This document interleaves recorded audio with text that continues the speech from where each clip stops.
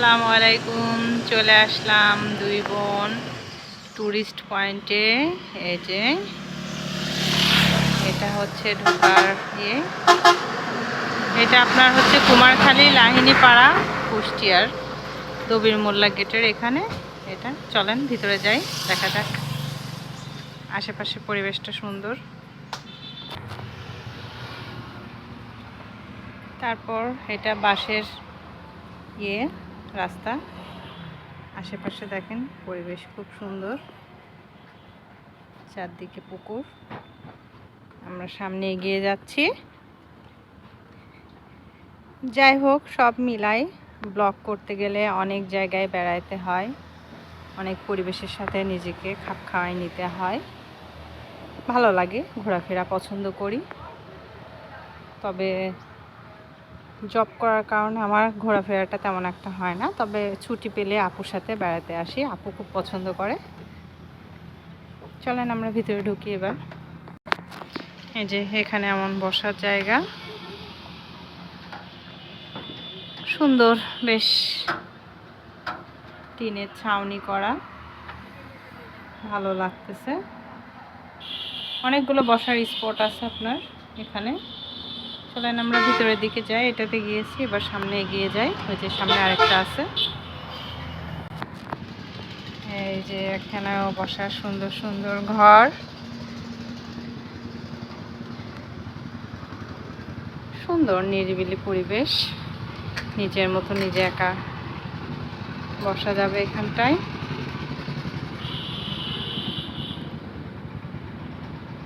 তবে এখানে যদি নৌকা থাকতো তাহলে মনে আরো বেশি ভালো লাগতো।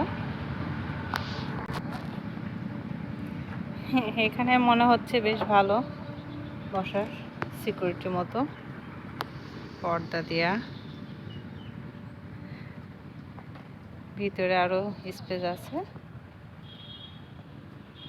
ও বোর্ড আছে, তবে আমি বোর্ডে উঠবো না, কারণ আমার প্রচণ্ড ভয় লাগে পানিতে, সাঁতার জানি না তো, এই জন্য। দূর থেকে পরিবেশটা খুব সুন্দর লাগতেছে, অসাধারণ। ঘোরাফেরার জন্য বেশ ভালোই।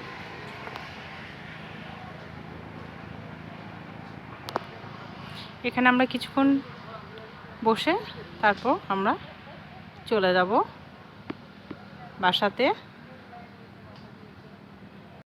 দুই বোন চলে আসলাম এই পাশে ট্রেন লাইনের এখানে। দূর দূরান্ত থেকে ট্রেন লাইনটা খুবই সুন্দর লাগছে দেখতে। আমি কিছুক্ষণ ট্রেন লাইনের উপর হাঁটলাম, কিন্তু ট্রেন লাইনের উপর এভাবে উঠে দুষ্টুমি করা মোটেও ঠিক না। আমি আর আপু ভিডিও করলাম, আপুর চ্যানেলেও আপনারা দেখতে পারবেন। যাই হোক, এরপর আমরা নিচে নেমে যাচ্ছি। এই যে এটা এর পাশের, এই যে এখানে সিঁড়ি দিয়ে আমরা নেমে যাব নিচে। এরপরে যে আমরা নেমে চলে আসলাম এখানে, কিছুক্ষণ বসে তারপর আমরা বাসার দিকে চলে যাব। যাই হোক, আজকে ছুটির দিনটা ভালোই কাটলো, ভালো লাগলো সব মিলায়, আলহামদুলিল্লাহ। সবাই ভালো থাকবেন, এভাবেই আমাকে সাপোর্ট করবেন। আমার চ্যানেলে 2K অলরেডি হয়ে গিয়েছে সাবস্ক্রাইবার, কিছু ওয়াচ টাইম বাকি আছে, যেটা আপনাদের দ্বারাই সম্ভব পূরণ করা। তাই আমার সকল বন্ধু বান্ধবীদেরকে, শুভাকাঙ্ক্ষীদের কাছে আমার একটাই অনুরোধ, আপনারা এভাবে আমার পাশে থাকবেন এবং আমাকে সাপোর্ট করবেন। আজ এই পর্যন্তই, আল্লাহ হাফেজ।